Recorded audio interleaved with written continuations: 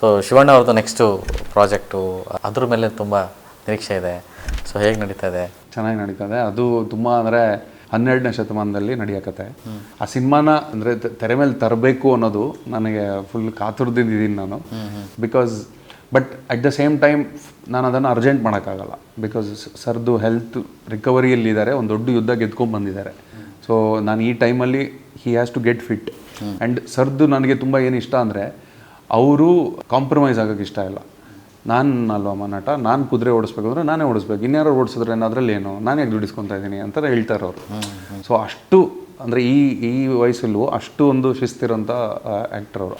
Because ಅವ್ರಿಗೆ ಹುಷಾರಿಲ್ಲದೆ ಇರೋ ಟೈಮಲ್ಲೂ ಅವರು ನಡ್ಕೊಂಡಿದ್ದ ರೀತಿ, ಮಾಡಿದ ಸಿನಿಮಾಗಳದ್ದು ಕಮಿಟ್ಮೆಂಟ್ಸ್ ಮುಗಿಸ್ಕೊಂಡು ಟ್ರೀಟ್ಮೆಂಟ್ ನಡೀತಾ ಇರಬೇಕಾದ್ರೆ ಯಾರು ಮಾಡ್ತಾರೆ ಆ ಥರ?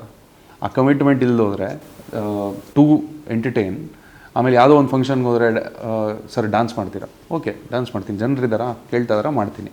ಹೌದು, ಅದು ತುಂಬ ರೇರು. 100 ವರ್ಷಕ್ಕೊಂದ್ಸಲ ಆ ಥರ ಆ್ಯಕ್ಟರ್ ಸಿಗೋದು, ಆ ಥರ ಒಬ್ಬರು ಎಂಟರ್ಟೈನರ್ ಸಿಗೋದು. ಸೊ ಅವರು ಕಾಂಪ್ರಮೈಸ್ ಮಾಡ್ಕೊಳ್ಳೋಕೆ ಇಷ್ಟ ಇಲ್ಲ, ನನಗೂ ಕಾಂಪ್ರಮೈಸ್ ಮಾಡ್ಕೊಳ್ಳೋಕೆ ಇಷ್ಟ ಇಲ್ಲ. ಬಿಕಾಸ್ ವಿಷನ್ ಚೆನ್ನಾಗಿದೆ ಅಂತ ನನ್ನ ನಂಬಿಕೆ.